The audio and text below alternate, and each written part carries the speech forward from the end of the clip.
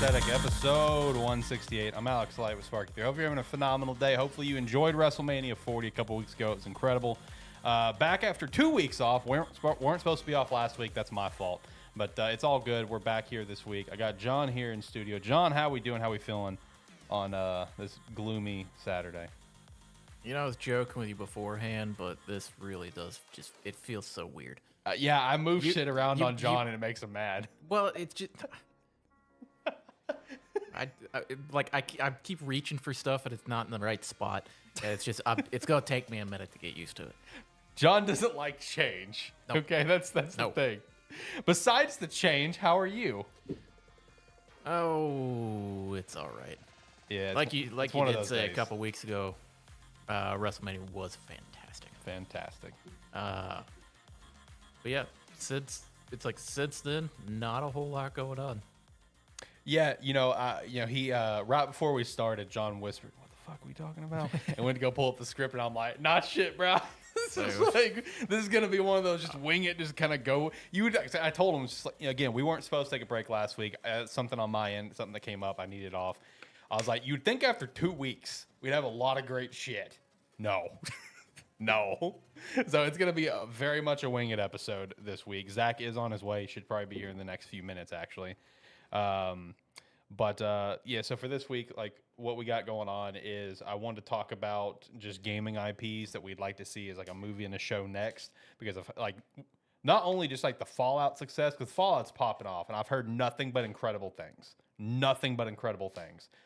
Good buddy Josh of ours, he watched all of it. He absolutely loved it. Thought it was incredible.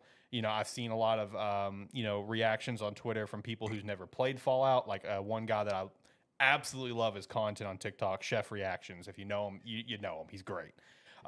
He said, have no idea if this is a great video game adaptation, but as a standalone show, it's phenomenal because he's never played the games or anything. But so I kind of want to dive into that about other properties we'd like to see get the TV treatment, because we've been on a slew of great stuff coming out of gaming properties that have been great, whether it be movies or shows, with the exception of Halo. Unfortunate. So we're going to kind of dive into that. Let's see. We've got a new segment that we're going to try to introduce today. I think we've got the name settled for it, being Buy Deal Skip. I think that's going to be the name. I don't know. It's one that Zach pitched. We're going to be we're doing that today? We're doing it today. Oh, I thought we were just talking about when we were going to do that. We're gonna pilot the thing today. It's going on pilot today. It's gonna be it's gonna be a bit of a mess. It's gonna be a mess. I needed something else for the title. Okay, I needed something else. So for the first iteration of the buy deal skip. Still work. We were trying to figure out this name. We'll try to reiterate it when we come back around to it. Yes. But it's something, just new fun stuff we're gonna try. Yeah, we're gonna try it. It means more videos. It means more just back pocket stuff if we need it. It's gonna be great. It's also just like, it's more just like fun conversation. Exactly. While the three of us, I mean, we kind of have similar tastes in a lot of games. Yep. There's also like Zach's gonna play his weird stuff. I'm gonna play my weird stuff. We all kind of know what you like. True. I don't know if that was a compliment or not. But yeah, I mean, it's kind of like you're like, you got two extremes over here. That is true. And you're more in the middle. Yeah, that is true. That I'll give you that. I am more in the middle. So we're gonna do the pilot version of this. We're gonna work out the kinks. Because my idea for the pilot, because again, I came up with this at like 2 o'clock for what we do. Is like, well, we just now, like, we're 2 weeks into Q2, so like we'll do the buy deal skip whatever for all the Q1 games, because it was a pretty solid Q1, a lot of good games these first 3 months, a lot of mid games these first. So we'll go through that here later, and then also something that kind of just randomly popped out that I was like, it's something I could throw on there. Tipping in gaming. Should it be a thing? John is not a fan of this, so we're going to talk about that later. Make sure to follow the show, subscribe to the channel, be a friend, tell a friend. We'd definitely appreciate that extra support, whether you're watching live, listening after the fact, watching after the fact, whatever the case is. We'll be shouting out our sponsors, Agent Inc. and Rogue Energy, later on in the show. Speaking of shouting out our sponsors, Special shout out to something I saw earlier that I thought was so damn funny. Do you remember when we were briefly partnered with Swift Grips?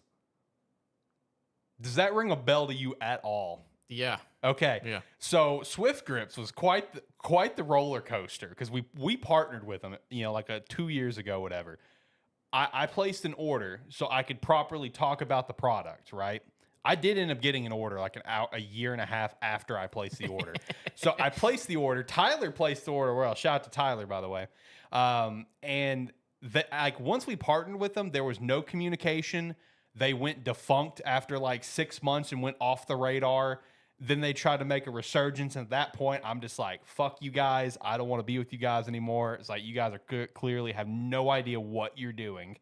So I just I stopped. I took it off our website, never mentioned it again. They tried to make a comeback. It's so funny. They even messaged me again like 6 months ago. Hey, do you want to be partnered with Swift Grips? I'm like, bruh, you can just check your messages and see that you scroll up one message. You can see that we've done this before.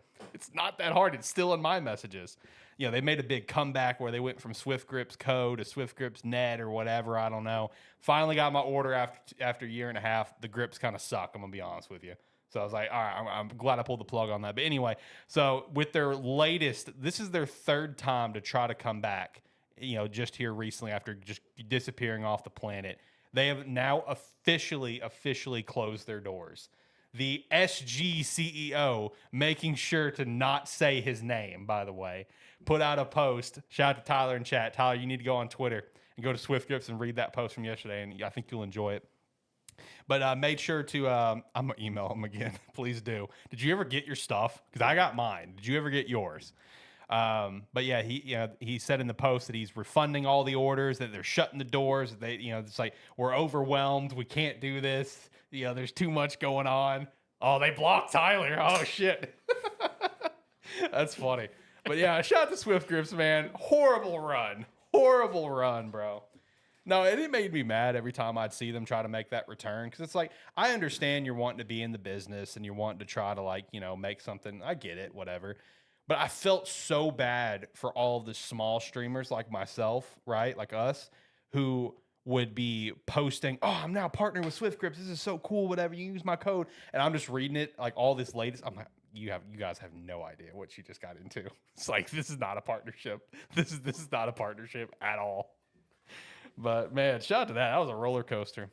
I emailed them 20 times. I guess that was too much communication for them. Facts. So, yeah, I mean, to be fair, I would have blocked you too. Yeah. 20 emails. 20 is a bit much. He wanted his stuff. He wanted his box of grips, man. Like I said, I finally did get the grips. I pretty much threw them away immediately. I did put them on my controller, and they were just like, I don't even know the right way to put it. They a grip is supposed to like not be slippery. They were just like extremely slippery, in my opinion. Like my thumbs were literally like slipping off. It was like the material of it just felt like a strange rubber that I did not like at all. So crappy grips anyway. So shout out to Swift Grips, man. Never thought I'd open up that can, but I saw that post today and I just thought it was so funny. I thought that was hysterical. Anyway, like I said, Zach should be here soon, so we'll go ahead and dive into stuff. He'll probably burst into the door here in any minute and yell out some profanity of some capacity. That's normally what he does when he enters the room. He's probably listening now and now thinking of a different way to enter the room just to prove me wrong. So we'll see when he gets here. I think you think about this too much. All right, never mind. Oh, is that my cereal box? What the hell? Oh, thanks, man. I appreciate that. Yeah, Zach bought me a cereal box a while ago.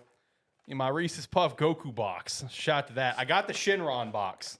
So now I've got the Goku box to go with it. So shout out to that. Shout out to you, Zach. Appreciate you. This is in the wrong order. I mean, I just threw shit up there, man. I just threw shit up there. No context. I just see Zach walk in the door with a box of box. cereal. I just see the big Vegeta on the back of it. I'm like, what the fuck is happening? Yeah, it's like no clue what's going on. Yeah, Zach's had that for me for like a month. And something like that. And we just completely forgot about it. Zach, I'm going to get your camera edited a little bit. How you doing today? I'm good. It's good. Good. You having a good day? Yeah, I've for some reason had a country fix lately. Now, have you had a country fix for the same reason I've had a country fix? I don't know what. Because I've had a country fix, and mine's been a very specific kind of country fix. Are you talking like Red Dead? No. So the country fix that I've had recently, I know you don't really mess with TikTok or shorts that much, whatever. For you on shorts, do you ever see just like those, AI, text message voiceover shorts, whatever, going through a text message of a funny text message story or anything like that? I mean, it's one of the more popular things. The basic thing out. So the new thing that's been popping off over the last few weeks is taking those funny texts and turning them into a song. And the one that has absolutely killed me is like the country ones.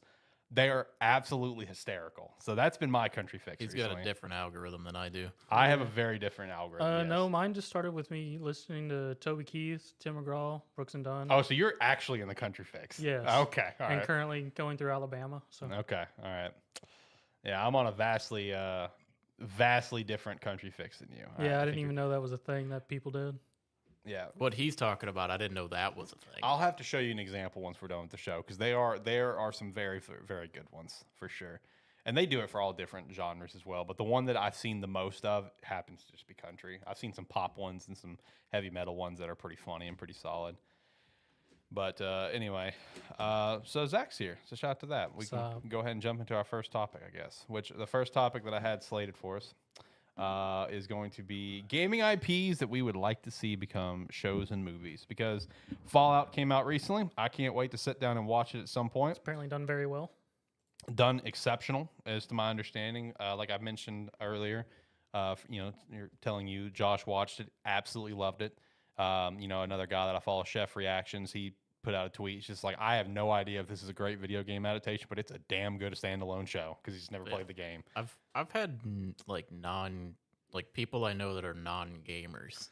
I mean, talk about it. That's probably a good thing though, because I mean, Fallout's universe itself has always been a good setting for like a drama or action show and whatnot. So at least they've embraced that at the very least, which is a very good thing. Yeah, and of course, the natural response with one of these things that happens, we've seen it happen every time, is huge slew of people going to play the games again. So, I got an itch now. If you look at Game Pass, oh yeah, it has a section that's just Fallout games, and they are all like in the top downloaded, top played right now. Yeah, no, they've all spiked hard. I mean, dude, 76 hit an all-time count on Steam. Like, what?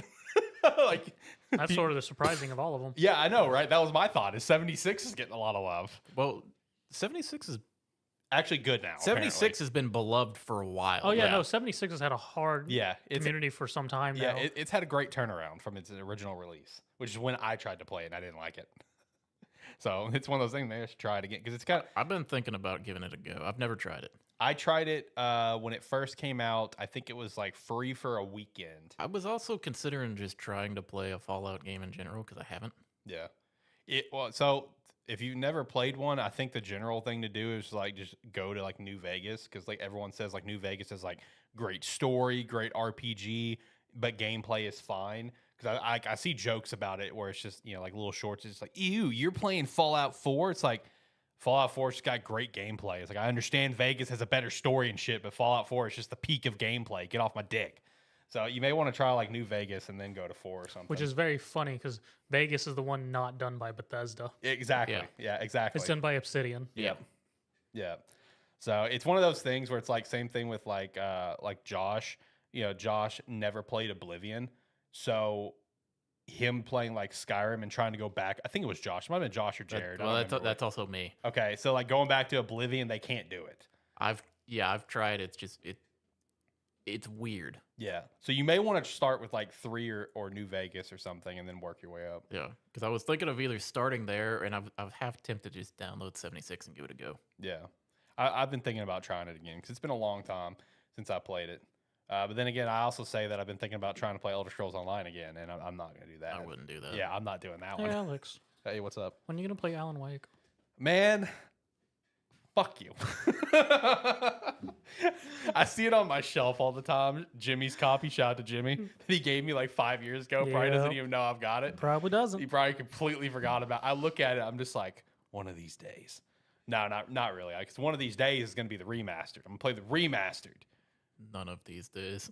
One of these days, I'm gonna play the damn remaster just to prove you guys I wrong. will be more likely to see you say you played Control first before you played Alan Wake 1 or 2. Well, you know what's funny about that is I did download Control. See? I have not played it, but I did download Control because it was added to Game Pass. Yep. So, is that why you said that? Is because it got added to Game Pass? Well, no, it's just because you would be more likely to play the one that was the secret sequel to Alan Wake than actually play Alan Wake. I'm going to play Alan Wake. I just don't know when. Okay, it's gonna happen eventually. Anyway, On his deathbed, I'm going to be like, so did you play Alan Wake? fuck off. Yeah, he's gonna play Alan Wake. That the is same way. something that you would say on my deathbed. You wouldn't say anything else about all the good times that we had.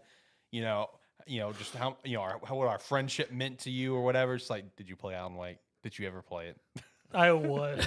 See, he's gonna play Alan Wake in the same way I'm gonna go back and beat some of these games I've started.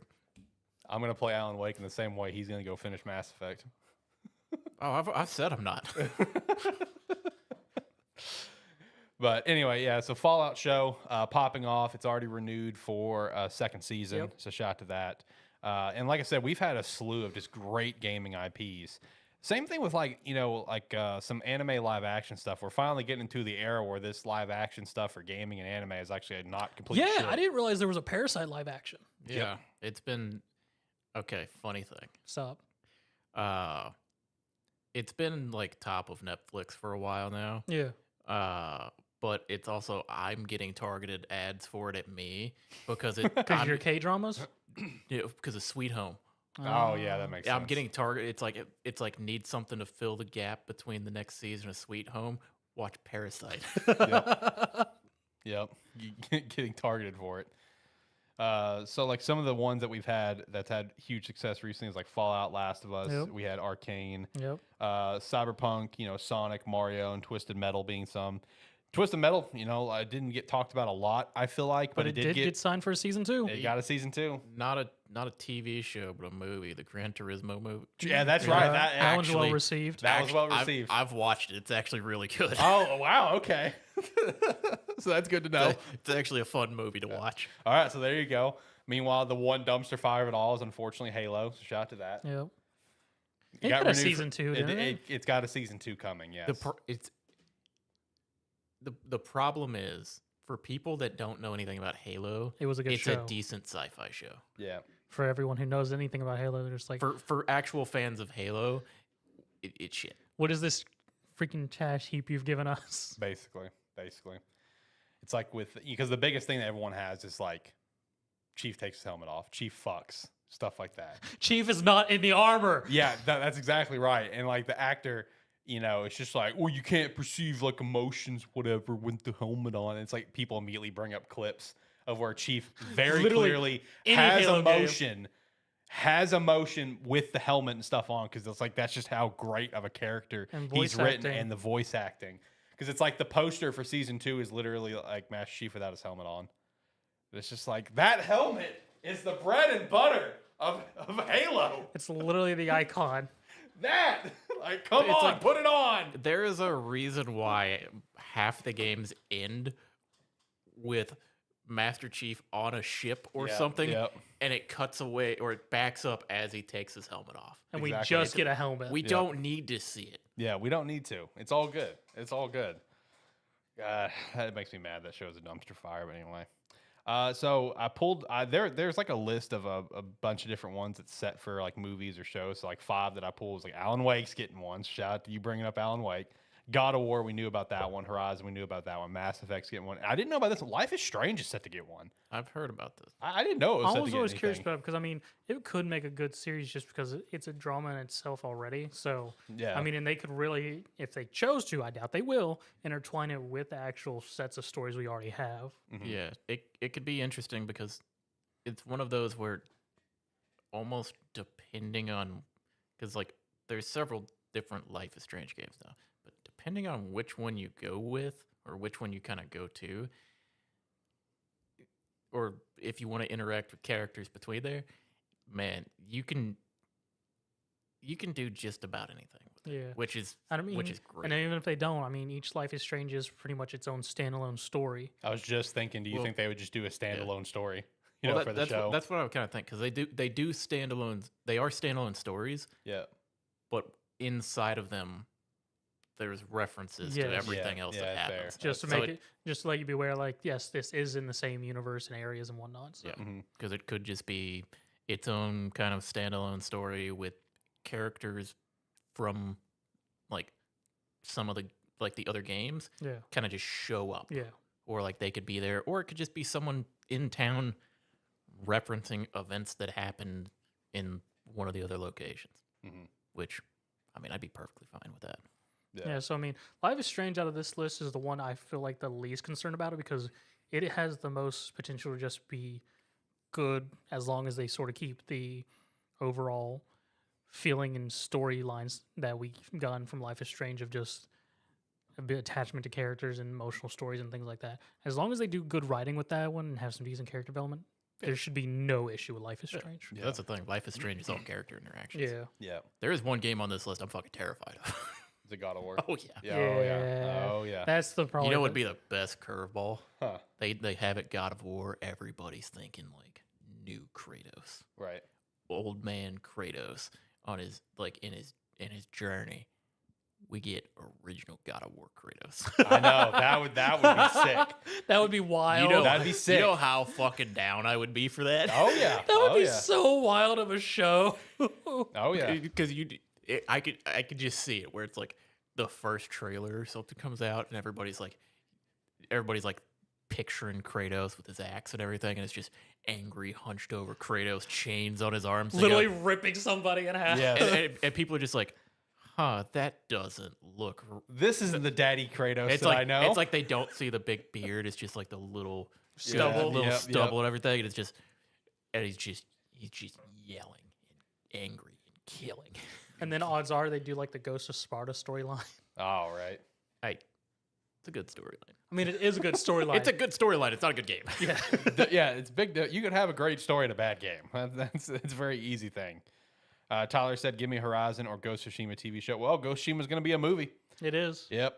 I wouldn't want to see Ghost of Tsushima as a TV show personally. I feel like a movie is much better. I feel like for a movie, It would get drug out way too much of the TV show. Now, even though there is that current show Shogun, which is in that same era, which is doing good, but hey. Yeah. No, and Ghost of Tsushima movie, I think is actually looking pretty promising, just because like cast wise, they're staying true to the cast, but also.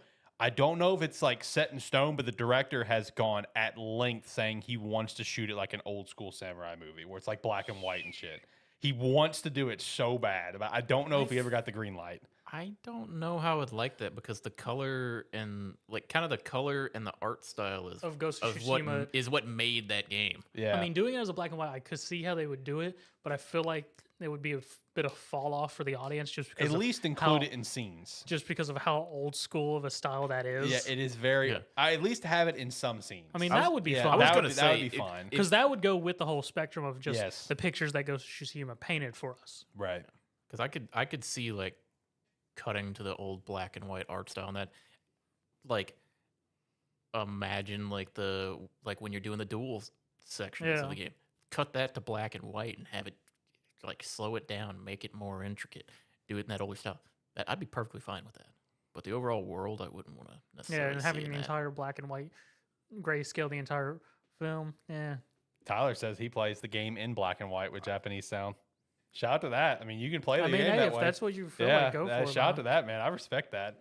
I dabbled in it. I tried it, but I played it for maybe 20, 30 minutes. And I'm like, all right, I want to see the pretty colors again. I'm going back to that. And then I know some other projects, like, of course, we've had Witcher that's been overall fairly successful. People are kind of pissed off going into the last couple seasons, because Carville's not part of it anymore. But that's neither here nor there. And we have the Zelda movie coming out, which people are kind of back and forth on that one, because of the live action aspect, where they're just like, it's going to be a live action movie that's going to be like a Studio Ghibli film. It's like, why not just make an animated film like a Studio Ghibli film? Whatever. Exactly. But basically, the whole thing is like, what are some other properties that we'd really like to see become some sort of media, and what media would you prefer it as, like TV or a movie?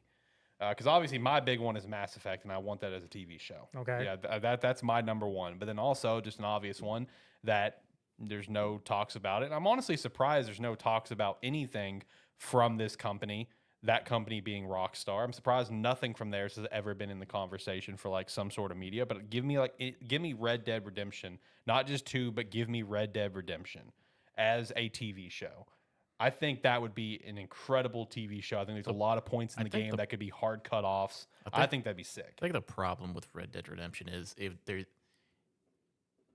that in particular of like out of a lot of different games and franchises, that one feels like it could very easily get just drug into a standard cliche Western. Right. And honestly, you would lose a lot of it because it's like they'd want to do some of that in there, and it's like, well, we don't need it. It's like, yeah, but we're gonna do it. And honestly, if they were to do some sort of Red Dead branded TV show, I would prefer if they actually did an original storyline versus trying to recreate either of the Red Dead Redemption stories, because they're so intricate. So my personal preference on a Red Dead show, because obviously we know Red Dead Redemption 3 is going to happen, but we don't know what it's going to be. We don't know if it's going to be based on Jack. We don't, post Red Dead 1. A tie-in?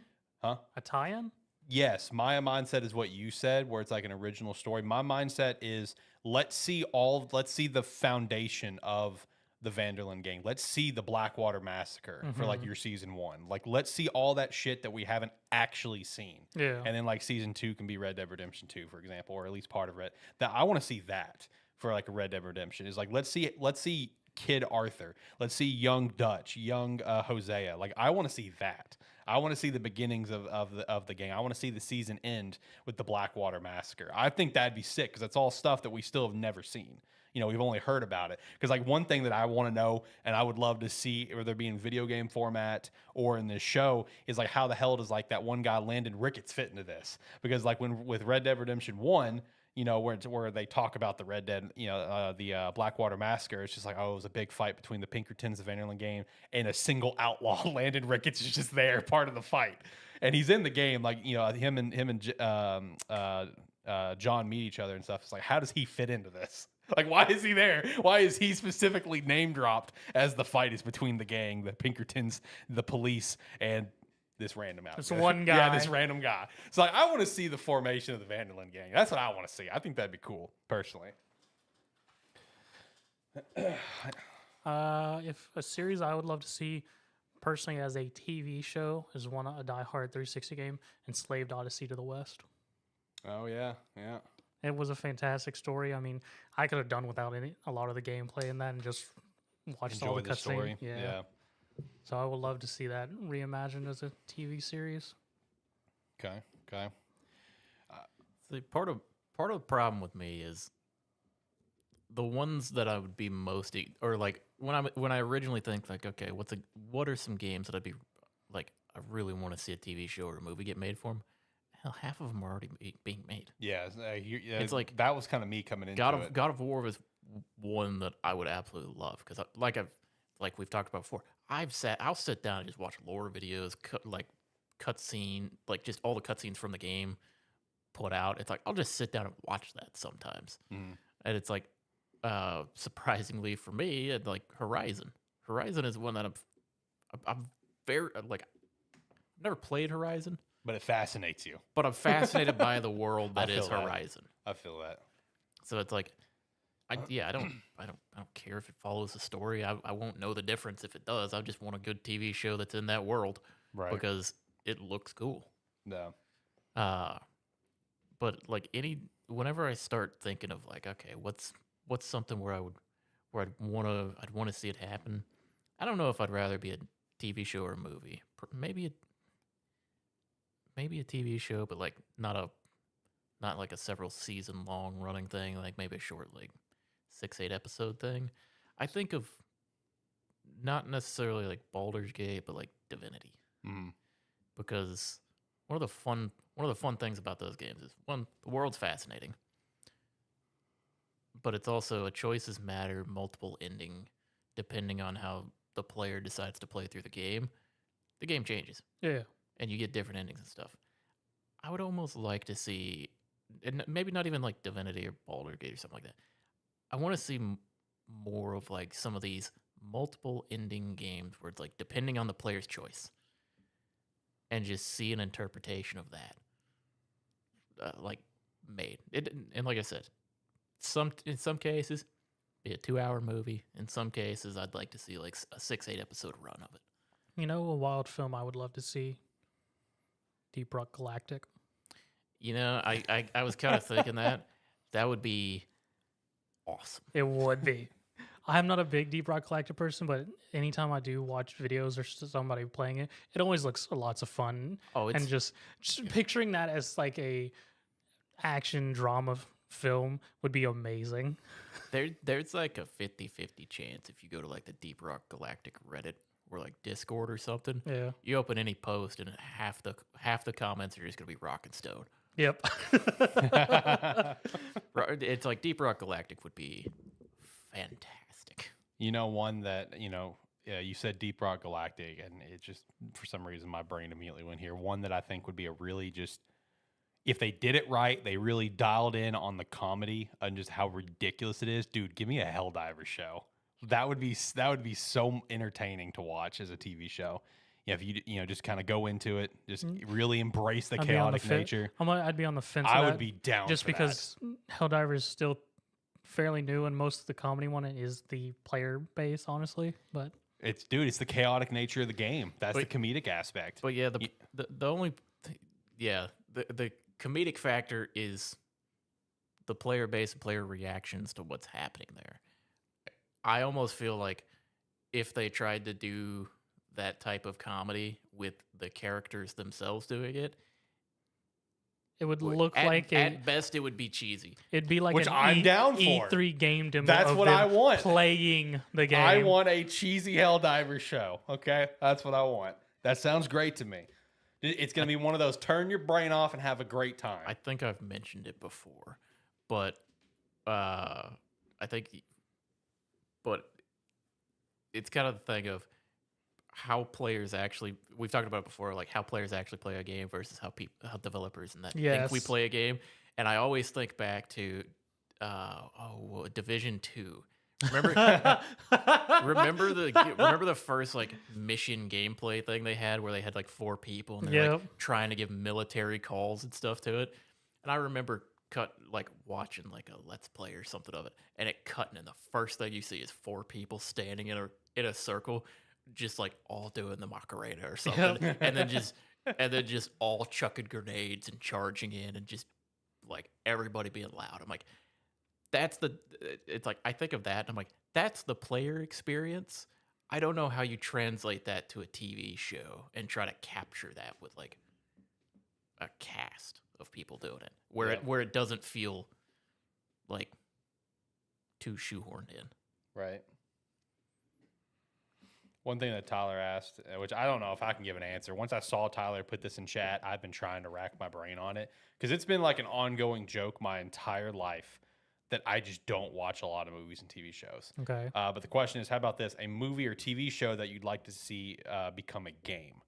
And also, how do you think that would be as a game? I don't know if I'm the right person to ask that, just because, like, dude, I just don't watch many shows and TV and movies. I'm a basic bitch. I watch what I like, which is my superhero stuff, my slashers, and then my animes. Okay, like I'm pretty basic when it comes to my TV shows and my movies. So I've been trying to rack my brain since I saw that comment, and I don't think I got anything. I'm gonna be honest with you. Black Sails, can be the pirate game I always wanted to, and be what Skull and Bones wish it could have been. I did not include it on the script, but apparently there's a Skull and Bones live action project in the works. Oof. I know. Unfortunate. Black Sails. Black Sails. Okay. All right. There we go. Because like I really can't think of one. I feel like I'd have to go look at like my little bit of movies. I would probably have to look back at because my problem is my entire growing up my entire catalog of movies and TV shows that I would watch regularly. But my whole culture of movies is the $5 bin at Walmart. Respect. Because that's all the movies I had pretty much. It's like if I was buying movies, that's what I would buy, and it's not usually the good stuff. Yeah. But I would. It's what I would have, so I'd watch it over and over and over again. Yeah. So it's like I'd have to go back and actually think about like specific ones because I'm thinking of stuff and I'm like, oh man, this stuff's garbage. Yeah. Well, Tyler just now said save for next week, fellas. So he's gonna come back next week, and he said quantity over quality. All right, so there you go. One thing I thought about it, and I can't pick the game, but I have a genre. Okay. For something that probably would be a movie, but there's the case to be made for like even a decently length running TV show. Battle Royale. See, I thought about that. Where not necessarily you're following a bunch of different teams necessarily. Yeah. You're following just like groups, like one group of 3. Yeah.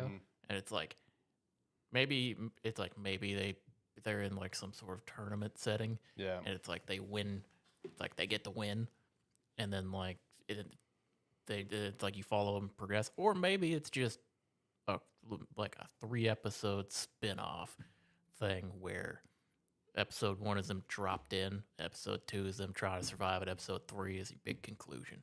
I mean, I could very much see that because the finals is almost sort of set up, almost could be a series just because of how they have it set up of just it's the virtual reality thing, and you could literally just follow a team in that setup and whatnot of just tournaments and whatnot. Or they're having some high stakes, like even do a bit of what the whole like old Twisted Metal storyline was. It was literally a competition for the drivers to win a wish from the sponsor holding the Twisted Metal games. It was sort of set up in like that. They're working to win towards this goal to get the accomplishment from the commissioner or whatever, whoever's running the Battle Royale and whatnot. So, I mean, I could very much see how it could work.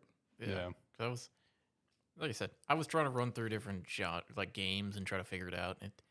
It's hard to figure it out. It's hard to narrow it down to a game. And Battle Royale is really set up, like, especially if you follow it, because like, if it's like that tournament style, you could even set it up where they get rivalries and set up with other groups that they're not the main focus, but toss it over to them like an episode or 2 if they're like a main rivalry or ally or whatever. Maybe just people that you know that are also dropped into the same arena. Yeah. Yeah.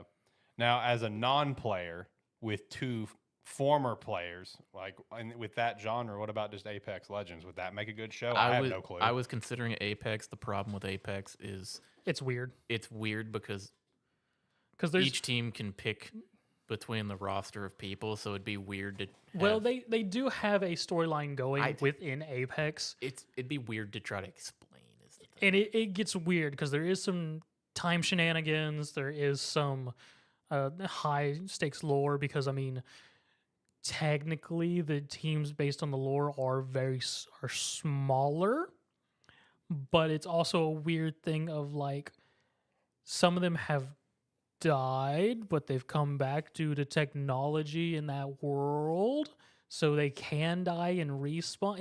It gets really weird if you really dig into that lore. Yeah. What about a Titanfall movie? Maybe I'd have to redig through Titanfall lore, but I mean, maybe you don't. I mean, you don't have to necessarily base it hardcore on the lore. Yeah. You know, just make it on the property in some capacity. Do your own story. I just love Titanfall. Okay, give me something Titanfall again. So does most of the community, because if you go look at Apex ratings now, it's all just people going, the game's bad, give us Titanfall 3. I want Titanfall 3. Yeah. You just want a big mech movie. Maybe. Go watch Pacific Rim. Yeah, that's what I was about to say. That's a good movie. So, I can't really think of anything else because I know like some others that I've said in the past is like, you know, like just like in the Nintendo world as they're wanting to get Daytona, further. USA. Cruising USA. No, there's a Daytona too. Give me Cruising USA. Give me Cruising Blast. Yeah, see, the problem I was running through is I was looking at racing. I was thinking of racing games. I was thinking of sports games. And the problem is it's hard to have a compelling story with it, or like to make a cohesive story with it for like a movie or something. The only one I could think of would be like the Crew and literally just building up a racing crew. Well, it's like that's why like Gran Turismo worked, is because of it's following a true story of like something that actually happened in like this weird case scenario. So it almost seems like you need something like loosely based on a true story, or something like Crew where it's like Yeah, we're trying to get in. We're trying to work our way up. Yeah, Yeah. Tyler says Army of Two. Army of Two, I think would be pretty cool. that could be a good one. Yeah. You know, and then Army of Two. All I know about Army of Two is me and Zach played the 40th a day. We played the 40th day demo a couple times, and then we never played anything beyond that. Correct. You know, when it comes to the Nintendo space, I've said before, Metroid and Star Fox would be the only things I really want to see in show or movie capacity. I think those would be really sick. You'd more likely get a Princess Peach show for. Oh, I know. Oh, trust me, I know. But no, Army 2 would be cool though. What about It Takes Two? It's already kind of a movie in its own way. Nah, I wouldn't really touch that one because it's really its own whole complete thing at this point. It's kind of perfect. You know what I Yeah. mean? As it is. I wouldn't touch any Hazelite stuff because they've sort of. I mean, you would really just be rehashing. You really would, because like those are already kind of perfect as they are. You know what I mean? And with some of those, you would lose some of the intensity without the gameplay stuff. Right. Yeah. No, I can't think of anything else right now that I would like to see become a TV show or movie. Yeah, I know one that's always been talked about is Gears of War. Dave Bautista wants to play Yep. Marcus Phoenix, which also shout out to like just the state that Gears has been in from like its heyday of the trilogy and stuff and everything beyond. Because like I you know, for some reason I'll randomly get in like the TikTok algorithm where it's just like a guess the character, where they're from, or guess the logo when we pop it up, and it's like on a tier. It's like we'll give you 3 easy, 3 medium, a hard, and expert level. And one of the recent ones was like gaming franchise, and I got all 10 right. But it's like one of the first ones under easy was Gears of War, and I'm reading the comments, and like everyone's like, "What the hell is Gears of War?" And other people, it's just like, for the people asking what Gears of War are, it breaks my heart. And I'm just like, bruh, that makes me feel old as shit if people in here asking what Gears of War is. I mean, it's still ongoing, but I understand it's just not as popular. Yeah. I mean, But like, come on. I mean, to be fair, I have zero knowledge or attachment to Gears of War. That's fine. But they didn't even know what it was. It's like, John's I don't- experience was he was I forced don't to play even- it with a bunch of I drunk don't fucks. even really know what it is. You know it's a game. Yeah, I know it's a game, but they're all games. You're looking at a category of what's the gaming franchise. Yeah. So yeah, they're gonna be games. But the thing is, my only exposure to Gears of War is playing against like playing on a team too against like 6 to 8 other people who this was like the game that they played at the time, and they put the 2 people who never touched it on the same team. So I played for 15 seconds. And got destroyed. It's like my same experience with StarCraft. And it's just one of those where it's like, that was my experience, and I never felt the need to go look at it elsewhere. I mean, 'cause that's had fair. had a bad opening experience with it. Yeah. But the bottom line, at least you know what it is. You know it's a game franchise. You've Yeah. heard of it. But for all the people in those comments, it's like, what is Gears of War? I've never even heard of Gears of War. It's just like, damn. Yeah. That but hurts. But the other thing is, I could sympathize with them because you could show me characters from Gears of War, and there's like a 50-50 that I get it right. That's I was about to say the only Just because I would look at it and go, they look big and bulky. That might be Gears of War. I was about to say, that's the a only fair way to one look who I at it. feel like the 2 characters John might know from Gears is Marcus and maybe Cole. Maybe. Yeah. But it's like my only rationale would be, especially if they didn't have a weapon in their hand, I'd go, they're big and bulky. It's probably Gears. Yeah. It'd be like a 50-50. It's like that's either something Gears or something Warhammer. Yeah. That's a good way to look at it. You mentioning StarCraft, I would love to see something like a TV show for Overwatch, but like I said, I love the universe. Will it ever happen? I don't know. They cancel their PvE content, so clearly they don't give a fuck. So, but that'd be cool to see though. But they've already kind of touched on that in their own way with those like character video trailers, whatever they do. Yeah. So they've already kind of done it to an extent. But just give me a full show. Give me a full show. I think that'd be awesome. I think a lot of people would get behind that. But outside of that, I can't think of anything else personally. I'm sure one's gonna hit me later, and I'm gonna want to shout it out later on the Bayonetta? show. No attachment personally, so I mean, I could see it being a good show though. You know, lots of interesting lore, but I could see it being a good show just based on the very, very, very little that I know. Yeah. I could see that one being pretty entertaining. All right. I'm going to shout out one of our sponsors. Let's go with Rogue Energy. You can use our referral link down below. Promo code Sparky3 to get 10% off your order. Whether if you want to pick up the hydration line like Dragon Fruit Mango, the brand new chill line to help you relax after a long, stressful day with strawberry hibiscus, or the energy line, whether it be the tubs or the cans. I recommend the black cherry lemonade in the cans and stuff like Rocket Pop, Strawberry Kiwi, Great Popsicle are all some great tub flavors as well. Use the referral link down below. Buddy of mine put that in my other Discord the other day, or earlier today. So I thought you might appreciate that. Since Overwhelmingly negative. Overwatch 2 reviews. You're On damn Steam. right. You're damn right. 267,000 reviews. Cannot blame them. Alex sounded like the dude on The Price is Right. Look, man, I know how to roll through them ad reads, baby. When the time comes and I can actually do ad reads where I'm getting paid for it, Bubba, we going. I'm out here. I'm practicing. All right, I'm practicing. I'm getting ready for the day to come. All right, so let's hop over to the next thing. That's going to be when I start doing them. I mean, hey, do you want to do some ad reads, Bubba? No, later. Okay, all right. I'm letting you prepare to be able to do them, and then I'm just going to take it away from you. Do it. Hey, feel free, man. You're not going to bother me. We're getting paid. You know, if we're going to get paid to do an ad read, I ain't give a shit who reads it. Let's have fun with it. That is the one thing that I really want to do. Whenever the time comes, we can do some ad reads. So let's have fun with it. You know what I mean? Just within the boundaries that we still get paid. Yes, let's have fun with it. You know, some of my favorite ones out there is, man, I absolutely love Team 4 Stars ads. Love them so much because they always turn it into like some sort of cinematic like experience. Like, and they've talked about it before. It's just like whenever we do ad, we just want to have fun. We just want to do something stupid. So like they do one of the VPN services is I think it's Shark. Okay. One of those where it's like Lanny, he's like being chased by like assassins, basically. He's like, oh man, I didn't have my VPN on. They know me, they found me. And it's like a whole like, you know, spy espionage type thing. And dude, it's so funny. You saying that reminded me of an article I saw through IGN. It was that last week. Apparently, the Nintendo ninjas hit somebody. A 36-year-old Japanese man got arrested for selling illegal Pokemon saves. I have not seen that. Of course the ninjas would go after that. I don't even know what that means. I don't either, but apparently some 36-year-old man got charged and arrested for it in Japan. I wonder if it's just like hacked Pokemon that he's selling for like competitive purposes. I wonder if that's it. Or maybe I don't know what it would be. That's a good question. It was just designated as illegal saves. That's interesting. I don't know what that could be. Speaking of Nintendo and the ninjas, I'm just waiting on the ninjas to be going after this new emulator that dropped on iOS, the Delta emulator. Everyone's freaking out about it because it's iOS's first emulator it's ever had because iOS policy would not allow them to do any sort of emulation on mobile store before. Yeah. Until just recently. So now there's the Delta emulator, which can play NES, Super NES, Nintendo 64, DS, and all Game Boy.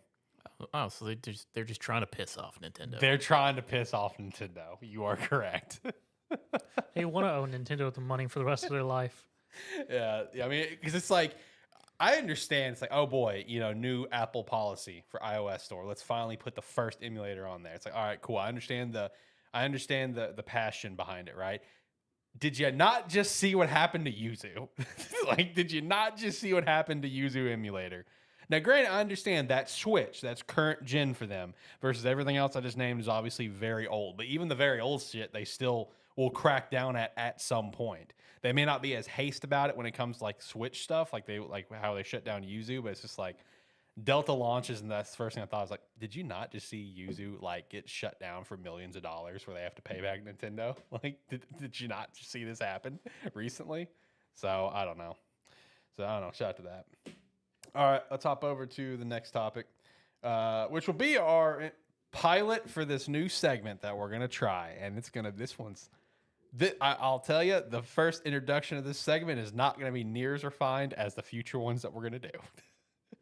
And I still don't know an official name for it because me and you were going back and forth on it. Me and other people were going back and forth on it. I think the name we came down to was Buy, Deal, Skip. because like the mindset is like the game sucks anyway. You're just not going to pick it up or trade it in to begin Yeah. with. So that was what the Josh pitched the skip part. It's like, okay, I feel like that makes the most sense. But you're the one who came up with the segment, so you explain what we're doing here.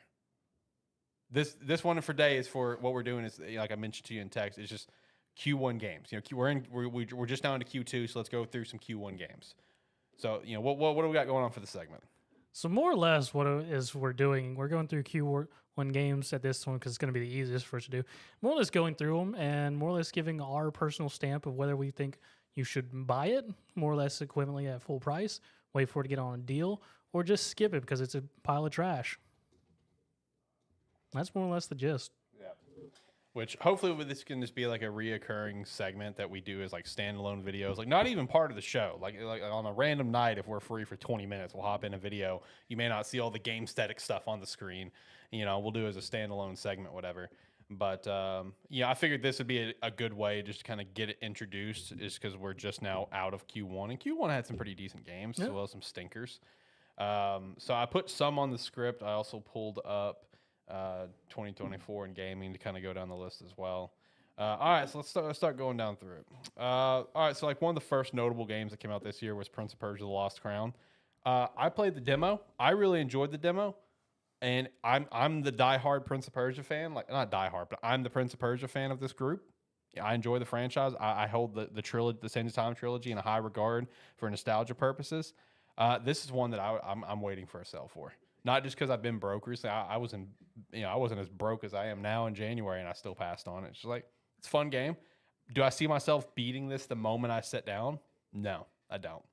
So this is one that me personally wait for a sale. I think it's worth the play. The gameplay is phenomenal.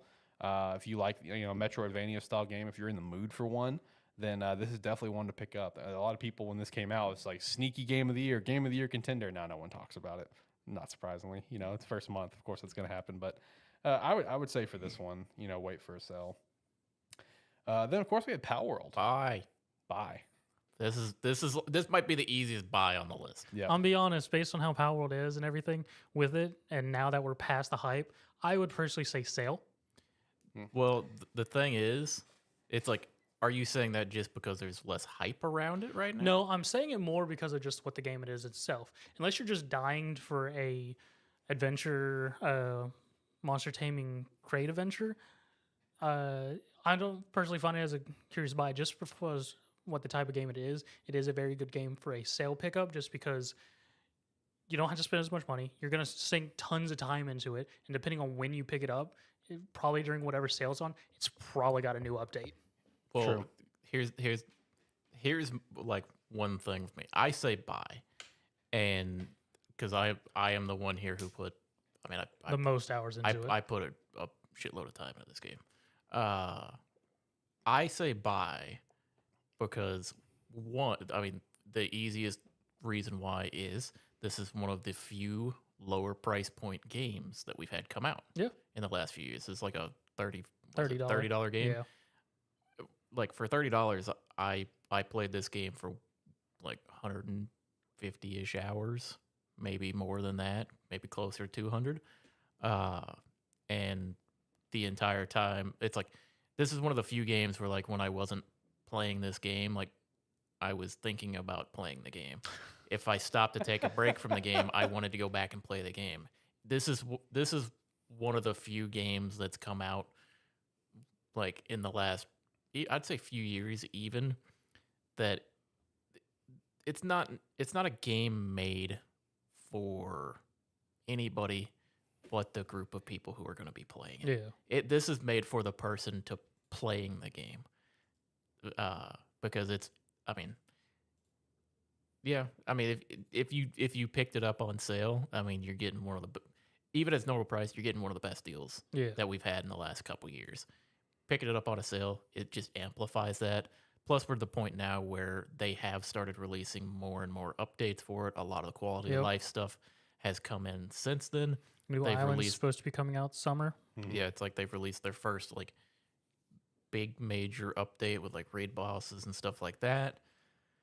So, in my opinion, this is an easy buy.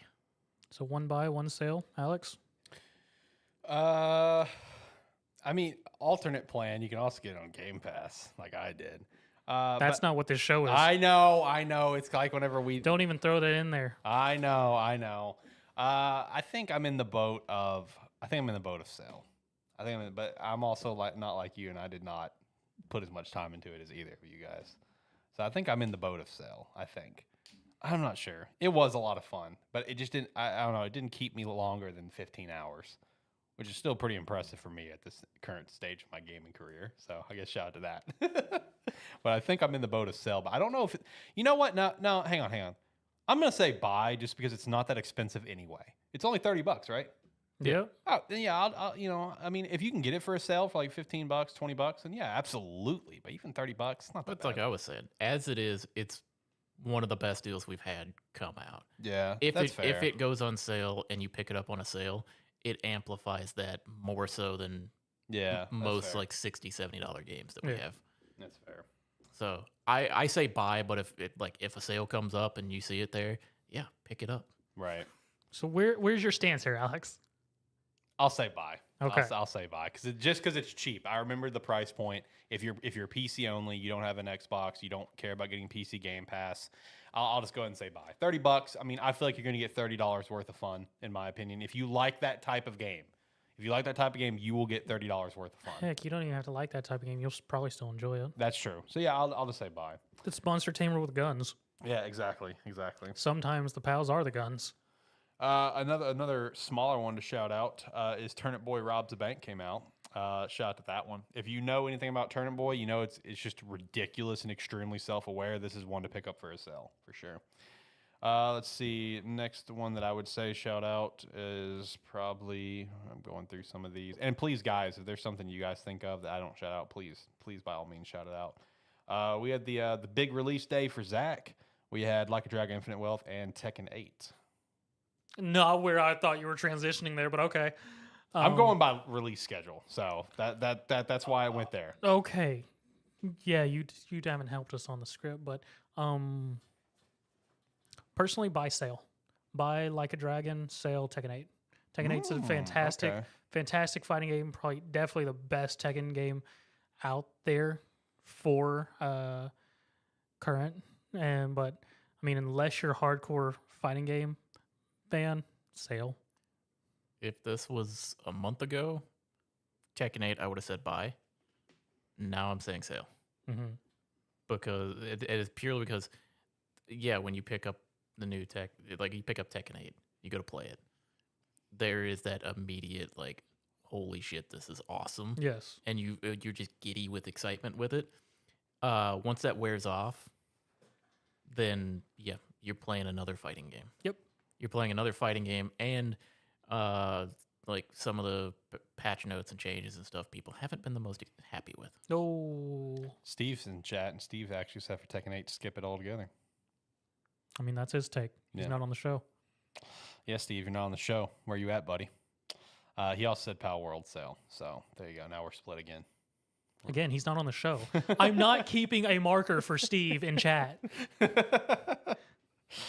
If he wants a marker, his ass can get on the couch. Yeah, you can come sit on the couch and sit with our Josh pillow that never gets any love anymore. All right, so let's see. Did anyone see anything about that Song of Nunu game, League of Legends story? It was received well. Okay. I mean, so far every little Riot game. every sub little genre game that's come out League related, people have loved. So far as it stands, for Riot, music's still number 1. Their subsidiary games number 2. The actual Riot games is somewhere like 6. Yeah, That's fair. as someone who looks at a lot of these like sub games that they come out with and thinks they look cool and would like to play them one day, they are sale games. Sale games. There you go. Steve also said, "Wow, dude, that hurts." Hurting his feelings. Come confront him about it right over here on the couch. I was about to say, we got a couch, buddy. You know what time we do this every week. Let's see if I got the camera. See, we got a couch, buddy, right there with your name on it, my friend. You can sit right there by Josh. I'm gonna put some more disc plates up. We got a little mic stand with the mic not on it. You can come over and hang out with us, buddy. Have a It'll good take us time. all of like 5 minutes to set up that mic stand. That's true. I mean, the mic is just over there at the moment 'Cause I'm getting it prepped for ATFS draft night here in a few days. Make sure to come by, hang out for that. I think I'm pretty sure what you guys are gonna say for this game. Persona 3. Oh yeah, that's a buy. Persona 3 Reload. Buy. That's a buy. We got a whole video just on that. Buy. I know. Yeah, buy that I thing. know. It's Like- we're going through games. Everybody yeah, knows yeah, you two are gonna yeah. say buy Look, for it. look. We don't need to go into the explanation. You guys have spent hours on this show talking about it. One day when I'm not working like a jerk, you do work a lot, my friend. I look forward to the day where you can come over and see the studio. Yeah, it's just that's what I like for the sake of just getting it out of the Just way. go ahead and get it out of the way. Never played a Persona game. I mean, that's fair. I mean, I never played one until last year, so I don't know what to recommend you to start with. That'd be a Zach question more than me, because I would just go default and say Royal, just gotta fucking love it. But I don't know if that would be the right answer for someone who's never played. Just look on Game Pass, look for the one that looks interesting, and download that. I was about to say for entering the series, probably 5's the easiest. Okay, then there you go. If you want to try, why that? Oh, okay, that's weird. Anyway, if you wanted to try it, probably P5R, which is a great story, and it would hook you in pretty well. And as someone who started with P5R myself, I've now gone back and now doing other ones. Like I played P3 remake though, so I'm kind of a bitch. And I'm currently playing P4 Golden, and I'm really enjoying P4 Golden. I'm missing some quality of life stuff, though. I will say that. I am missing some quality of life stuff. You're not gonna get it in 4. Oh, I know, but I'm enjoying the game still. I'm enjoying the story. But no, I mean with P3 Reload, you can get it on Game Pass. It's where I played it, and I still plan to actually buy the game at some point. So yeah, definitely buy on that one. Zach, you might be the only one to give some context for Suicide Squad. Yeah, it's over here on my screen, so I thought you were going to shout that one out. Suicide Squad. You text me about it recently that you didn't actually hate it. So what's your stance on Suicide Squad? My stance is sale. Sale, okay. If I find it on a sale, I'm gonna buy it. Okay.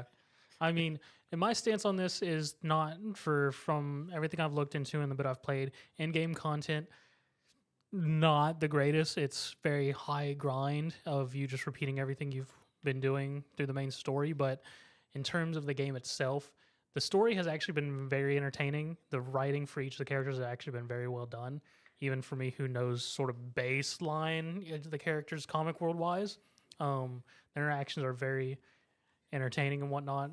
I've actually laughed quite a number of times, and just that, at least on the writer's point, they didn't take it very seriously. So because the only character taking anything serious is Waller, and she's supposed to be the serious one. Mm-hmm. So yeah, pick it up on a sale. I would not do it at full price. So because as it stands, my main experience is the main Task Force X story, which is fairly decent. Yeah, I'll leave it at that for this. Okay. It's one of those games where it's just like you can tell that it's a Rocksteady game because it plays well. Yes. That was the thing that you told me, is that it's an enjoyable game from a gameplay perspective, and the story's not bad. That's more or less what you told me. Yes. So, let's see. Next up, Helldivers 2. I mean, I think that man, if you got an itch for a new multiplayer game, I'd just say buy it. I mean, I'll caveat this. Co-op, buy. Solo, sale. I could agree with that. I agree with that stance. The only person that wouldn't agree with you would probably be Steve? Diaz. Because when I talked to him about it, because he plays it, he's like, dude, I don't give a shit if I'm playing co-op or solo. It's fucking great. I love it. Well, Yeah. it's a thing of it's a game made to be able to be played by yourself or solo. I liken it to Deep Rock Galactic. You can play it solo. You can play it multiplayer. It is way more fun to play multiplayer. Steve says buy in all caps. Steve does play Helldivers too, and he loves it so much. Like, he'll tell me whenever I bump into him at his store, he was just like, yeah, man, I see you guys start up the show on Saturday. And I'm just like, man, I need to go pop in. And then when my boys will call me up, it's like, hey, man, you want to go fight for democracy? And I'm just like, hell yeah. He just completely ditches us. Hey, that's fair. That's fair. Yeah. Helldivers is very much a fun game. Yeah. No, I want to get it. I just haven't had the cash to spend on games recently. But I would say for the average person, if they're going to play it solo, wait for a sale. If you have friends that are willing to jump in with you, then 100% buy it. So one game that came out in February that I was really excited for, I still really want to play it, and that tells you where my stance is on it. Wait for a sale, and that's Banisher's Ghost of a New Eden. Coming out with this game, I was so scared it was going to be one of those games like, Immortals of Avium, where it looked cool to me and it was just going to flop like Immortals did. No, this game was received extremely well. I was about to say, based on everything I've seen and whatnot, I would personally say for a new IP, buy. Yeah, I would. Yeah, exactly. To try to support it. You know what I mean? Because I think this is from Focus and someone else. I don't remember who. But I mean, it looks fun. I'm waiting. I'm gonna pick it up at some point and play it. It just looks like a really fun, action RPG. Looks like a really interesting story behind it. So, price range for deals and sales. That'd be something good to shout out as we go through there. It's like what would be a firm price point for what the sale price would be. So that's a good idea. Let's see.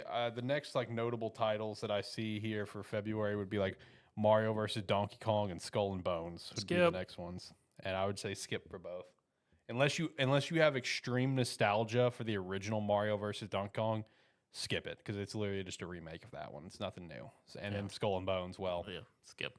Skull and Bones.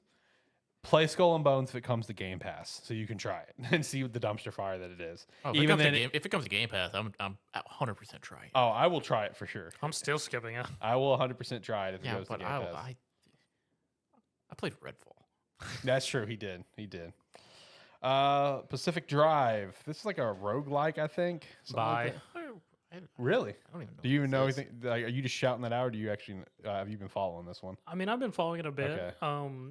So I personally just say bye because it is very much a unique roguelite in just terms of. So I was right. It is roguelike, right? It has elements. Survival game. Yes, Okay. it's a survival, survival it's got because great ratings. Holy shit. because more or less you're trying to get to. I can't remember where you're trying to get to, but your entire thing is you have to. It's the survivability of more or less your car. If your car dies, you're done. I mean, your game can continue on because you can find a wrecked vehicle and piece it back together, but that takes some time. Yeah. um.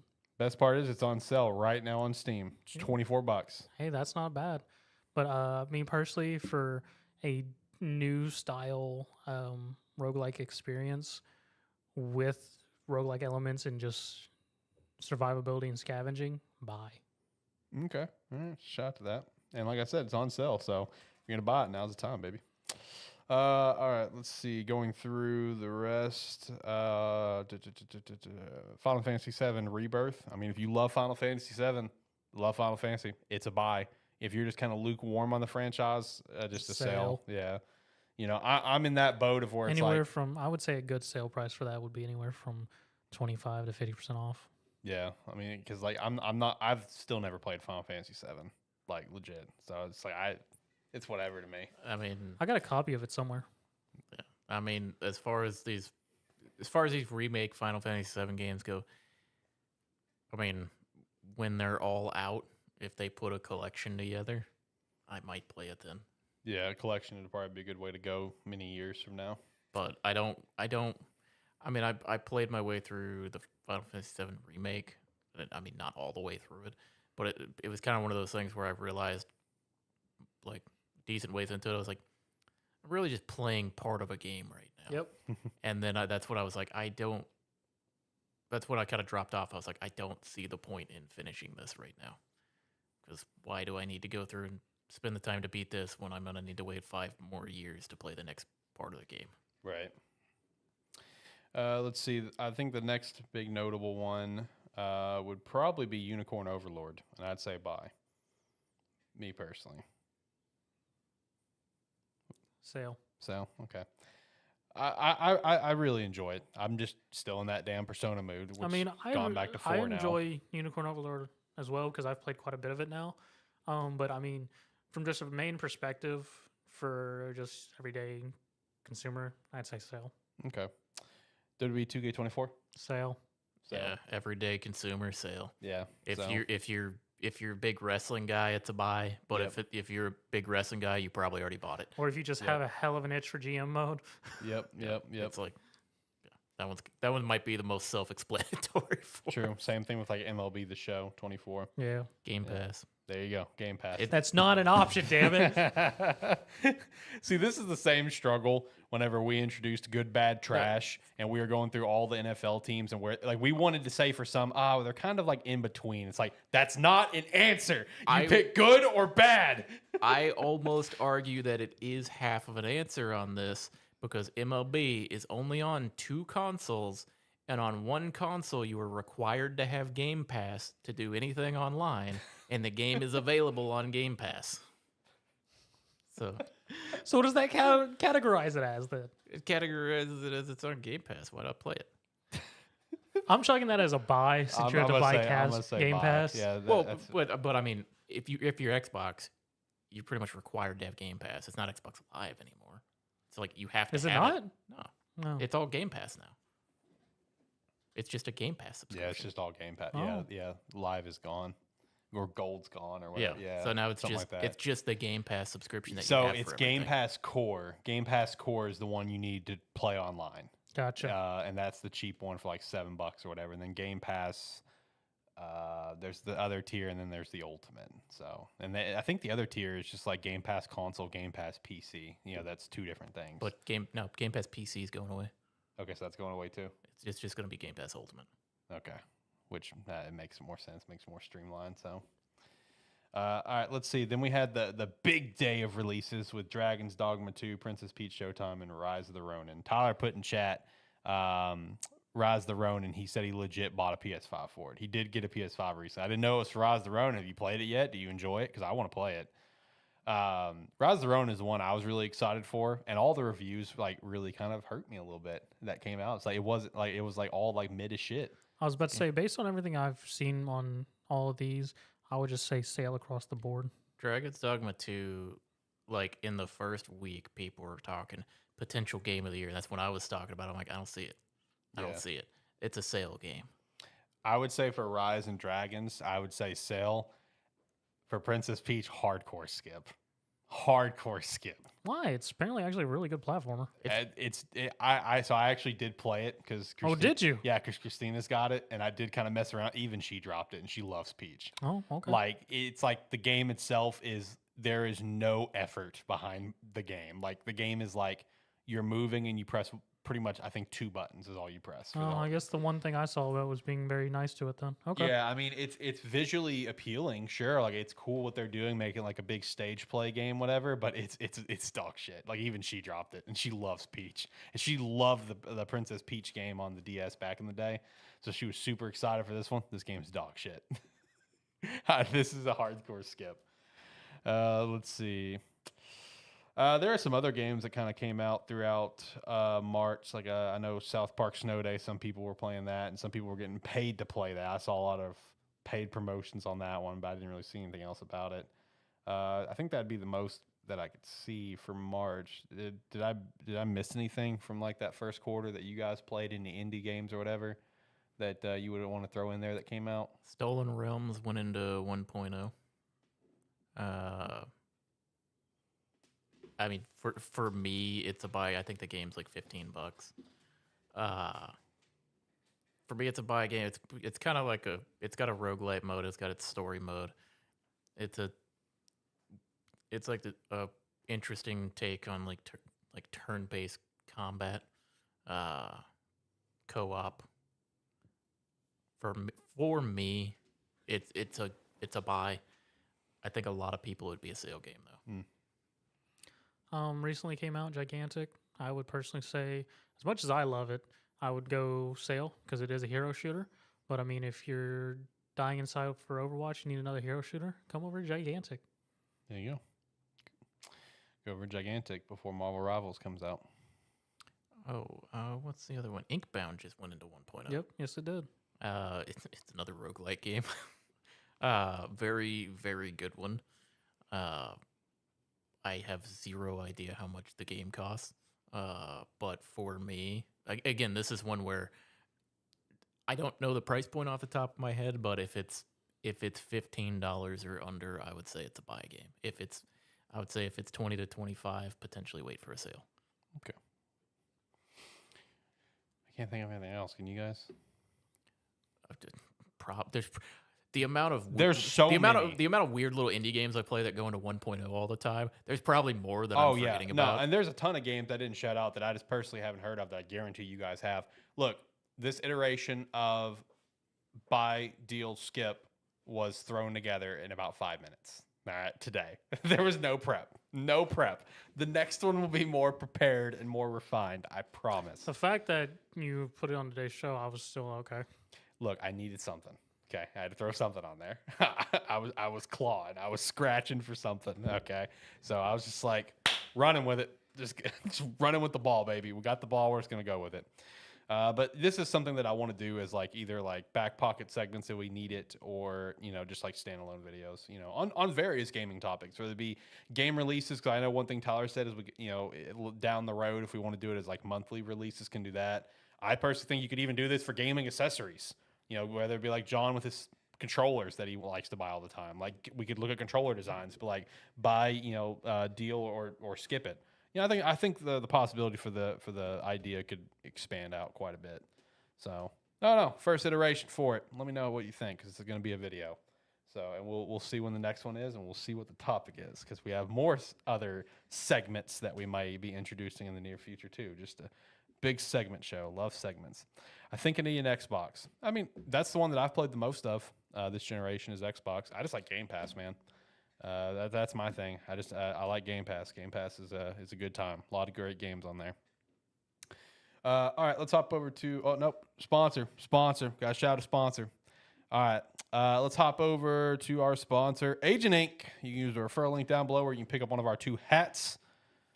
Our two hats with the trash can and Sparky 3 logo, or one of the 4 jerseys. We get the best jerseys on the entire website, whether it's the Sparky 3 branded one, AniMan Plus, ATFS, or Gamestetic. And we would 100% appreciate that extra support if you pick something up from the shop. Again, use the referral link down below. Man, I just live in your head, don't I? You really do. You really do. I'm trying to keep it in the front of my brain. I want to make sure I'm pleasing you, John. I want to make sure that you're happy and you know that I'm shouting out the hats. All right, so final topic for the day before we hit the weekly wrap up. One that pissed John off, and you trying to irritate me again, aren't you? I am trying to irritate you. I'm trying to get under your skin today. Tipping in gaming. This was an article I saw popped up. It was it spawned from former Blizzard president Mike Ybarra. Recently talked about how he would like to see the option to like tip in games. Tip the devs for just an amazing game. So like for him, the way he put it is like I paid $70 for a game, but sometimes there's just games that are just so good and so above and beyond the experience. And I was like, man, I just want to give them an extra $10 or $20. All right, must be nice, friend.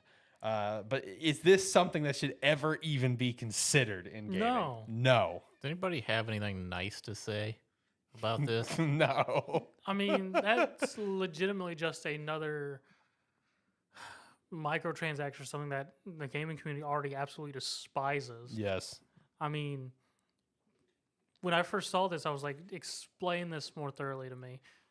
Because, I mean, in no point do I see a large majority of gamers being like, yes, this is a good idea. Are there going to be those others who are going to think like Mike and be like, yeah, I would give a little bit more for this amazing game I've played. Mm-hmm. But they are going to be in the large minority. I mean, a large minority. Yep. Because most gamers in point are like, I've bought the game.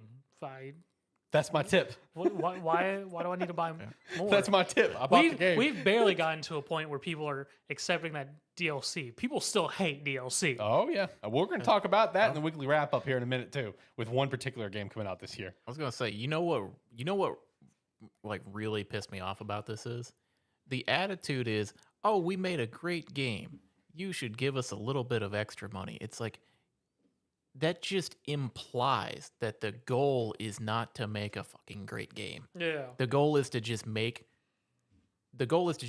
ship something out. They don't give a shit if they want, like, they think we need an incentive to make something better. No, it's like, because we've talked about it multiple times. Look at the quality of games that have come out from smaller studios, indie developers that get massive community support. Because what did they do? They made a great fucking game. And a lot of time, their game is cheaper. people don't mind. Yeah, if you have some sort of microtransaction in the game, even if it's not like mandatory. Think of Helldivers. Helldivers has the option to buy stuff in the Yeah. game. You could also just play the game, grind it out, earn all of that stuff. Or here's like Gigantic, which I've been playing, is you buy the game, all the skins and whatnot you can unlock for the characters is all in-game currency. There is no microtransactions. Everything is done through in-game. Once you pay that 20, I think it's actually $30 I don't remember. for the game, you got it. It's all there. And they're at this point in time, all updates for future maps characters they've said is going to be free, and there is no DLC. Mm-hmm. Yeah, just the idea that, like, that in his mind, oh yeah, they actually made a good game. It all you're saying is nobody makes great games anymore, and that the few standouts should be given a little bit extra. It's like, well, hell, all of the games we have right now, the price is already continually increasing. People are already having to shell out more money than they ever have for games. It's like, what's the point of being like, okay, well, we're going to make a great game, but we want you to give us a little bit of extra money, or we'd like you to give us a little extra money. It's like, no, just make a fucking good game. That's what your job is. And he's like, oh, I'd like to be able to give the developers some more money. What? That just implies that you're not paying your developers enough. Yeah. This is an ex-president. It's like, oh yeah, I'd like to see them get paid more. That's your fucking call, buddy. Or that was your call. You're the one who made the decision not to. And also, like, when it comes to the idea, and look, I understand, like, he meant it, like, in a passing way, but it did sparked up some convo. But, like, you know, I look at it from, you know, a $70 game that was an absolute banger. So my first thought is, like, something like a God of War Ragnarok. If I tip, like, $10, that's not going to the damn devs. Let's be honest. It's $10 for how big of a dev team? So they all get, what, like 5 cents? Woo, great tip. Now, I could see a realm where it's like, I'm not against, like, maybe tipping, like, a literal small indie creator if they have, like, one of them. I forgot the name of the site. Like, the tagline for it's always like, buy me a coffee. It's like Ko-fi or something like that. It's kind of similar to a Patreon, but it's not like a monthly thing. You can just go in and literally just tip them some money. You know, different small creators will have something like that. I could get behind something like that. I can get behind being a patron for an indie creator. That's fine. But, like, you know, tipping something like, if, you know, me trying to tip Red Dead Redemption 2 or tip Sony Santa Monica for God of War, Insomniac for Spider-Man, it's just like, oh boy, I tipped $10. Every dev gets 3 cents. It's like, all right. Well, it's like indie developers are the one place that something like this, in a way, would make sense. Yeah. But even then, a lot of times, an indie developer will put their game out in early access for free. Yep. And then as people play it and they see it get some support, they're like, do you guys, a lot of times you'll see a post, it's like, hey, the final product of this game I'm gonna have to charge people for, so you're gonna have to pay for it. Yep. And then it's like you see people jumping in there going, dude, I'd pay $40 for this game. Or it's like I'd pay like X amount for the game. And it's like, that's the thing, is you make a great game and people aren't gonna worry about, like, paying whatever price for it. Yep. You got to start with the good game. You can't just make a game and then go, hey, this one's great. Y'all want to send some extra money over? Or like have the attitude of like, that should be something that's thought about. It's like, no, what should be thought about is just make good games, and you make good games, you're gonna sell more games. It's like that's what we've seen in the past couple years. I mean, the biggest thing with what we've been seeing over the last year is just the games coming out not fully bug fixed and whatnot. Yeah, We're just constantly having issues right off the bat. I mean, yep. Developers, if we got back to a spot where games came out at least in a partial working order without a huge bug right off the bat, that would be a heck of a thing that people might even consider tipping if this was a thing. Right. Because I know that's one thing John always bitches about. It's like games just coming out as a mess, especially those PC ports. Well, it's the thing of like it's the same attitude. It's like, yeah, it's like, we'll just release something and fix it later. We're gonna sell it anyway. Right. It's like, yeah, but then you just have a bunch of bad will, and then you look at the few examples we've had. It's like you look at Helldivers, you look at Lethal Company. it's like these games have blown up with community support behind them and that. Hell, you want to look at an example of a big, like a giant project released that was no additional charges, no additional anything. Every update has been free. Massive project. Scared, like, before it came out, scared the shit out of people. Baldur's Gate 3, released with, like, Minimal bugs. it's like there's bugs. That's like when they do a patch, it's a fucking giant list of bugs. No one gives a shit because the game is so good. Yep. It's like I don't mean to always bring it up or like Baldur's Gate 3 up, but it's in a sea of like AAA games that come out and are full of bugs. It's the same template over and over again with a new coat of paint on it. It's the same garbage that we get every year. We got something genuinely amazing, and it showed. It's like it like think of all the records it broke. Yeah, I know. Which I have that in the weekly wrap up for you. But it's like, just the idea of especially an ex-president of a company being like, yeah, I'd love to be able to tip. Yeah, sure. You play a game. You send your extra $10-$20 over. Hey, you probably know some of these people by name. You could probably send them a tip if you really want to. Yes, you probably got their cash out, buddy. You go ahead and send it over. Yeah, it's like good for you. Do not try to put that in the gaming culture. Yeah, please don't. We can do without tipping in our culture. All right, you guys ready to hit the weekly wrap up, or is there anything else? No, I'm good. All right, let's go through it.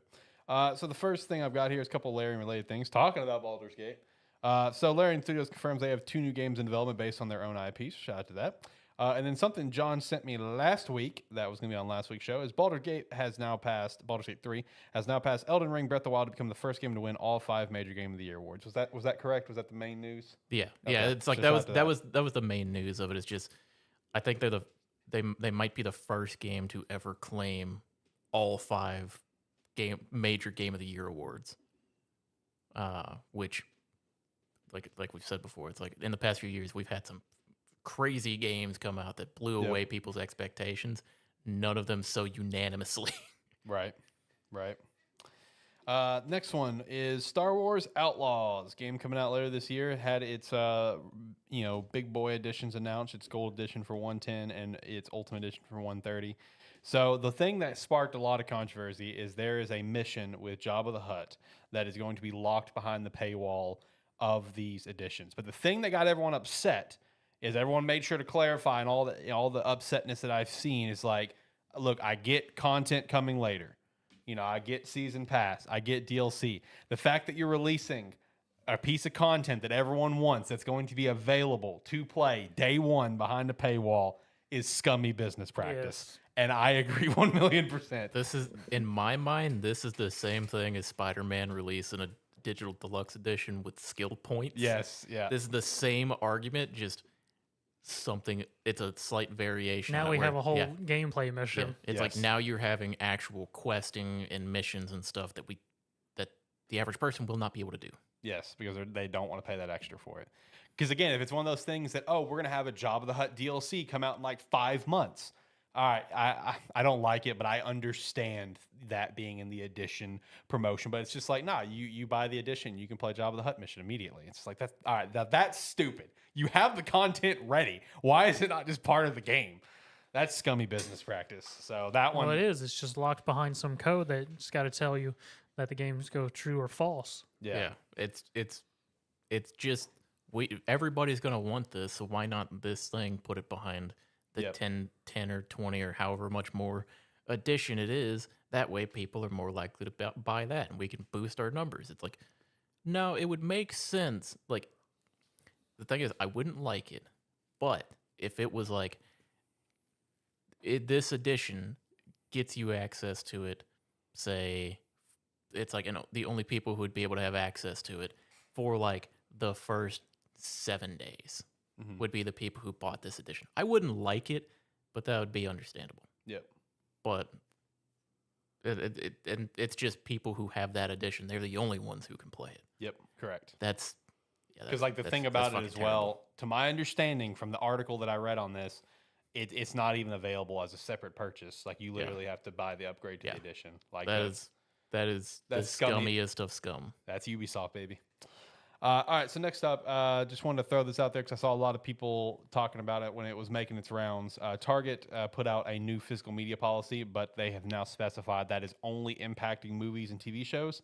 The video game department will not be impacted. I saw a lot of people talking about it, someone like me who's upset with the physical media dying out. So if you saw this and you only caught the first half of this whole, shitstorm that went around, the video game section will be completely fine. I thought this was kind of interesting. Switch outsells PS5 and Xbox Series X in Japan by a large margin last week. Switch sold over 71,000 units, while PS5 only 20K and Xbox 2K. There's still people out there that don't own a Switch. That's why I thought it was interesting. Apparently. Like 71K versus 20K of the PS5. Like, are you kidding me? Why are there still so many Switches being sold? I guess now because everyone, there's not even good games coming out right now. No, it's the fact that because this is just Japan, right? Yeah, this is Japan. Yeah, well, now everybody in Japan, most of them already have their PlayStation. Now they gotta start buying their Switches. Yep. Speaking of Nintendo, though, Nintendo will not be at Gamescom this year, which is no surprise after all the leaks that came out last year, where all the headlines of Nintendo was there showing showing devs and stuff their Switch 2. All the leaks were coming out for it. So Nintendo's just like, all right, yep, fuck you, Jeff, we're not coming this year. Kingdom Bridge of Spirits Deluxe Edition is going to be coming to Xbox per ESRB ratings. Shout out to that one. I still want to play that game. One day I will play it.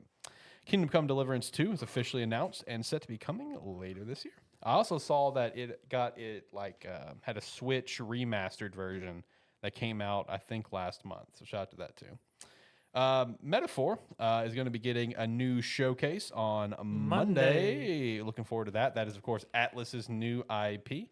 So I'm really looking forward to that one. Speaking of Atlas, the Atlas League of Midori is not retiring. I don't know if that was an April Fool's joke because they posted like 4 days before April Fool's, and it was like 3 days after April Fool's. Oh, never mind. I'm not going to retire. So I don't know. Whatever. But they started leaking shit again. With that, one leak they threw out there is apparently Persona 1 and 2 remakes are also in development, as well as 4. The original report was Persona 1 and 2 only getting remasters, while 4 is getting the remake. Apparently, they're all getting remakes. So shout out to that. Also, the Persona 5 Royal mobile game Slayer is going to continue because we have Dot Hero Adventure and and Persona 5 Royal. It has a collab announced, so give it a year and Dot Hero Adventure will be dead. Persona 3, I guess the first mission will be ported to PC and Switch. Didn't even know this was a thing. Apparently, it was a mobile game back in the day. Zach, did you know about this one? I wasn't playing mobile games back then, so no. Well, I just didn't know if you knew about it from just general knowing of Persona lore. Apparently, it's a mobile game prequel based on, I guess, the 10 years prior. I didn't know this was ever a thing, but apparently it's getting a port. Yeah, through all my research, I've missed it. So, I thought this was actually really cool.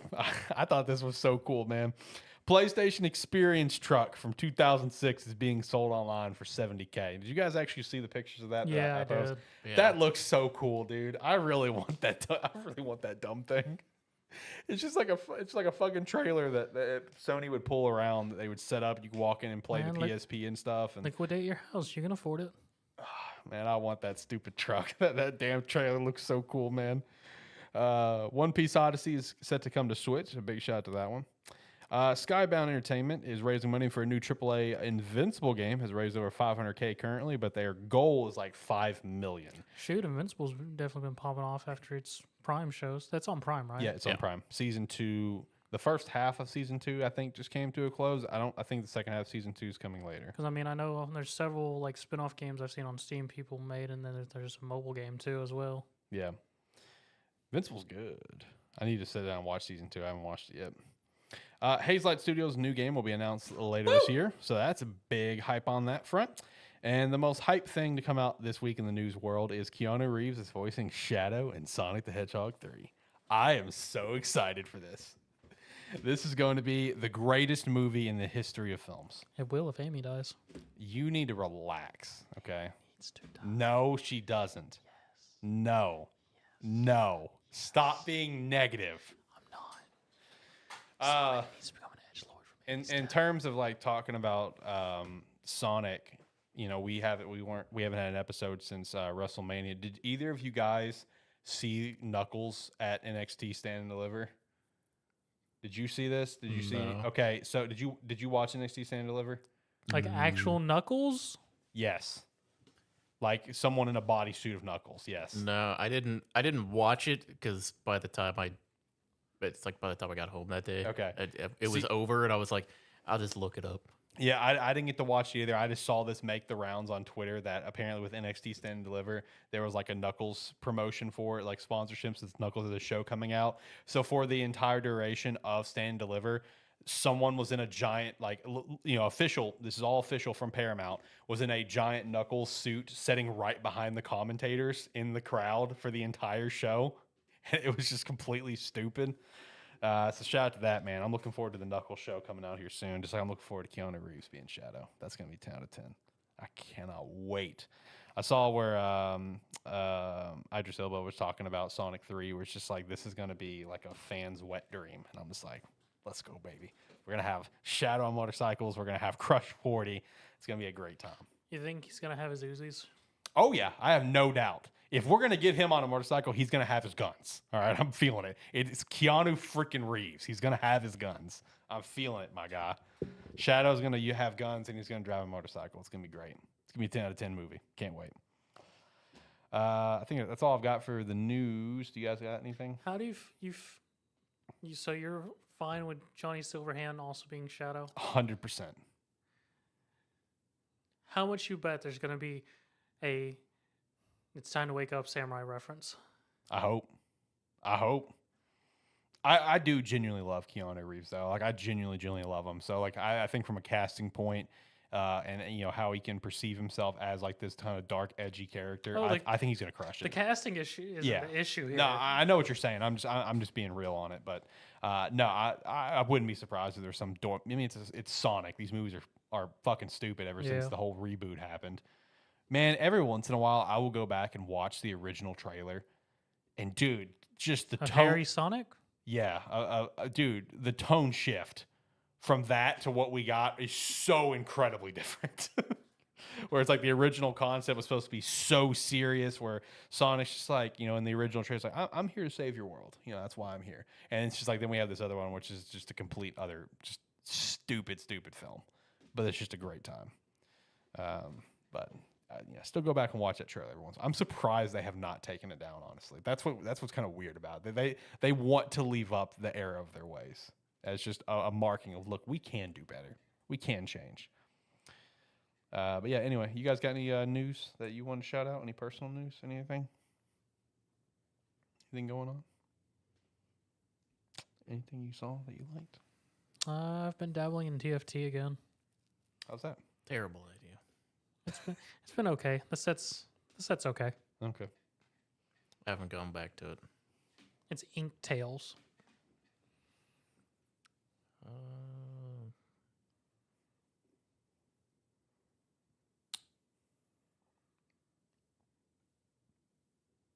No, I've played a couple early access games, for like very early access, like alpha games. Don't remember the names of some of them. They got potential, but so if more updates come through over the next few months, and they have more play tests and stuff for them, I'll definitely be shouting them out then. Because I've found myself as like, you're the mobile game guy who gets into everything. Yeah. I'm in so many betas on Steam. I find myself in the early access section. Yeah. Constantly, like the demos and everything going through them. Oh! Evercore's not dead. Oh, yeah, I was going to shout that out, too. I saw that. They changed the game. Evercore has, after shutting down their servers and whatnot, have switched over from the competitive team dungeon crawler to a 3-person PvE dungeon crawler game, which still seems interesting to me. I'll be curious to see where it goes. Yeah, I forgot about that. I saw that popping off all over Twitter. I meant to include it on the script and talk to you about it. Yeah, I saw that. That looks pretty cool. Shout out to that, man, because Evercore Heroes looked like a really awesome game that I never got to play. It's unfortunate. I might be more down for that. Yeah. Yeah, what once I than saw what it, I was. immediately thought it'd be up your alley. I might be more down for that than what it was because It was odd. like the PvP aspect of it or like the team based like challenge aspect of it seemed out of place. Yeah. Which they've more or less taken the PvP out of it. As far as I could tell from their Discord and everything, it is solely PvE going forward and teams of 3. Mm-hmm. Shout out. Love to hear that. I got nothing else. You guys ready to hit the music? Get out of here. Sure. Okay.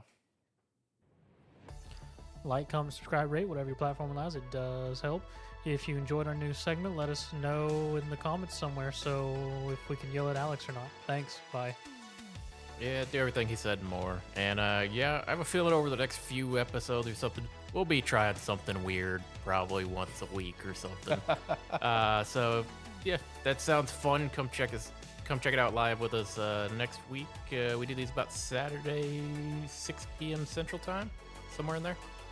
Usually, unless something changes, which hopefully it won't. But check us out on our website, sparky3.com. You can sign for free or sign $5 a month, and we appreciate the extra support. Just like we appreciate the extra support, you can check out some Rogue Energy with the referral link down below. Promo code Sparky3 to get 10% off your order, as well as Agent Ink. Use the referral link down below and pick up a jersey or one of our hats. And we will be back next week and have a great time there. Thank you so much. Have a great day. Bye.